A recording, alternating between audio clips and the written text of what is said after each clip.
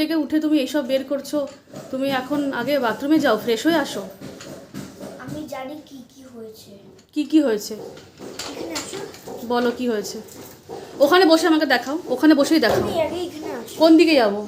আমার ঘরের দিকে আসো। তোমার ঘরের দিকে যাব? চলো তাহলে যাই। বলো কি প্রবলেম। দেখো, আমি ভেবেছিলাম যে পাপা এরকম করবে। দেখো, এটা বের করে এখানে রাখবে। হ্যাঁ। আর ওইগুলো যেরকম আছে ওরকমই থাকবে। ওইখানে রাখবে, কিচ্ছু ফেলবে না। আচ্ছা ভেবেছিলাম আচ্ছা। ব্যাগের ভিতরে। তো দেখলাম যে এটা এখানে নেই, এটাই শুধু আছে এখানে।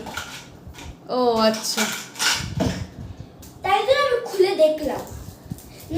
তাহলে তুমি সকালবেলা ঘুম থেকে উঠেই তুমি চিল্লালে কেন আমার উপরে যে আমার পেন্সিলগুলো কোথায় গেল, আমার পেন্সিল বক্সটা কেন তুমি ফেলে দিয়েছো?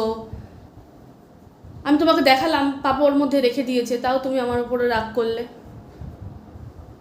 তুমি তো আইডিয়াটা বানিয়েছো পাপাকে দেবো। আমি আইডিয়া পাপাকে দিইনি, পাপা নিজেই রেখেছে। দেখ এখন পেয়েছো তো, এখন পেয়েছো হ্যাঁ কি না বলো? পেয়েছো? পাওনি? আরেকটা কি জিনিস বেঁচে আছে বলো, কি জিনিস বেঁচে আছে? আন্টিও সকাল সকাল এসে গেছে আজকে কাজ করতে। সকালে গুলু ঘুম থেকে উঠেই শুরু করেছিল কান্নাকাটি। কি জানি কেন, কি হলো অনেকবার জিজ্ঞেস করার পরে তারপর বলল, আমার তাড়াতাড়ি করে পেন্সিল বক্সের ব্যাগটা নিয়ে আসো।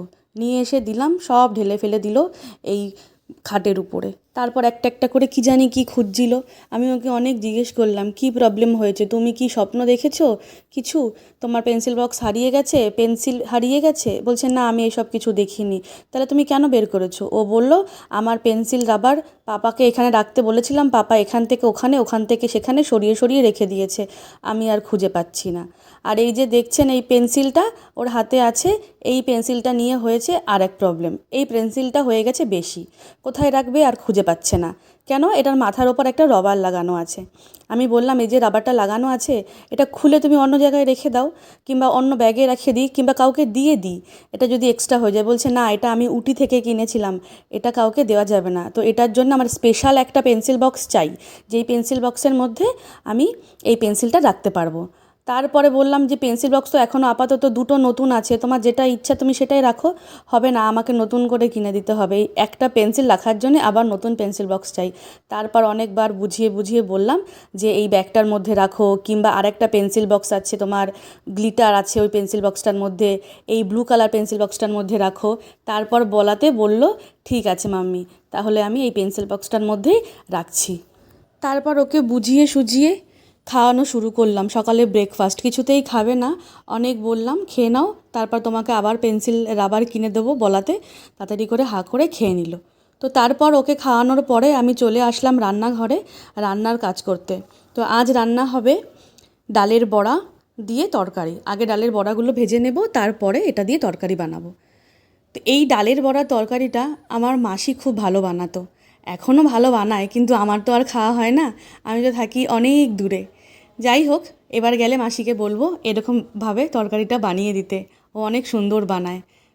শুধু যে মাসি সুন্দর সুন্দর রান্না করে খাওয়ায় এমনটাও নয়, লিপিও অনেক সুন্দর সুন্দর রান্না করে। লিপি আমার ভাইয়ের বউ, ওর হাতে রান্না খেলে মাঝে মাঝে মনে হয় যেন মায়ের হাতে রান্না খাচ্ছি। কি জানি কেন অনেক ভালো লাগে খেতে আমার, অনেকটা মায়ের মতোই রান্না করে। বাবা এরকমভাবেই খেতে পছন্দ করে, তো ও রান্না করতে করতে আমার অনেকটা মায়ের মতো রান্না শিখে গেছে। ডালের বড়ার তরকারির সাথে সাথে আর ছিল বেগুন ভাজা, ডাল, আর সাথে ছিল লাল শাক। এই যে দেখছেন লাল শাকগুলো, এইগুলো কিন্তু কলকাতার মতো সেরকম লাল শাক নয়। কলকাতায় লাল শাক খেলে যেমন ভাতটা মাখলে লাল হয়ে যেত, এখানে সেরকম হয় না। এই যাই আর কি, দুধের স্বাদ ঘোলে মেটানো, যাই বলুন না কেন পশ্চিমবঙ্গের মতো খেয়ে শান্তি আর অন্য কোথাও নেই। আর কি আর করা যাবে, যে রাজ্যে থাকি সেই রাজ্যের মতোই খাওয়া দাওয়া সব কিছু আস্তে আস্তে নিজেকে মানিয়ে নিতে হবে। খাওয়া দাওয়ার শেষে আমরা বিকালবেলায় বেরিয়ে পড়েছিলাম চুল কাটতে। আমি আর গুলু দুজনেই চুল কাটতে এখানে বসে পড়েছিলাম, কেন কি আমাদের দুজনের চুলের অবস্থা খুব খারাপ ছিল, চুলটা না কাটলে আর হচ্ছিল না।